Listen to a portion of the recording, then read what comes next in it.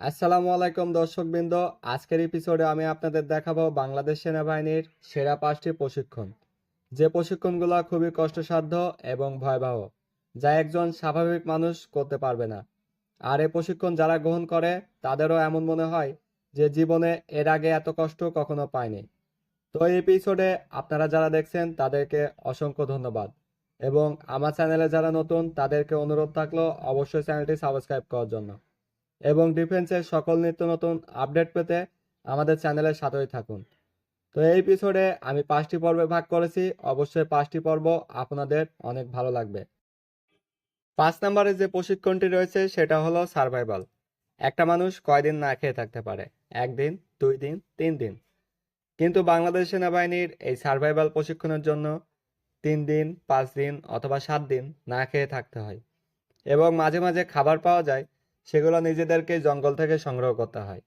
তাদেরকে এমন একটি জঙ্গলে বা এমন একটি পাহাড়ের স্থানে রাখা হয় যেখানে কোনো ফল ফুল বা কোনো খাদ্য পাওয়া যায় না।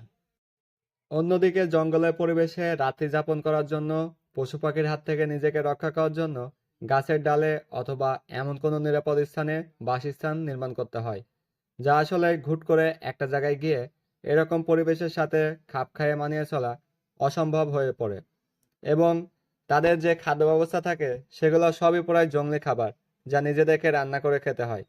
কিছু কিছু সময় যখন কষ্টের পরিমাণ মাত্রা অতিরিক্ত হয়ে যায়, তখন সরকারি বন্দোবস্তায় কিছু খাবার তাদেরকে দেওয়া হয়, এবং তা পরিমাণে খুবই স্বল্প, যা বাংলাদেশ সেনাবাহিনীর এই সার্ভাইভাল একটি কঠিন প্রশিক্ষণ হিসাবে সকল সৈনিকের কাছে গ্রহণযোগ্য। এই এপিসোডে দ্বিতীয় প্রশিক্ষণের মধ্যে রয়েছে রেপলিং জাম্প। আপনি কখনো মাথা নিচু করে লাফ দিয়েছেন কি? বা কখনো নেপালের ওই চিত্র দেখছেন যখন কোনো একটা ভাসমান ঝুলন্ত পাহাড়ের উপর থেকে লাফিয়ে পড়ে? তো আপনার দেখতে তখন এটা কেমন মনে হয়? ঠিক এমনই সব প্রশিক্ষণের মধ্যে রয়েছে রেপলিং প্রশিক্ষণ, যেটা বাংলাদেশ সেনাবাহিনীর খুবই একটি কষ্টকর প্রশিক্ষণ। এটা শুধুমাত্র সাহসী এবং যাদের কঠোর মনোবল থাকে সেই সমস্ত সৈনিকরাই এই প্রশিক্ষণটি সম্পন্ন করতে পারে।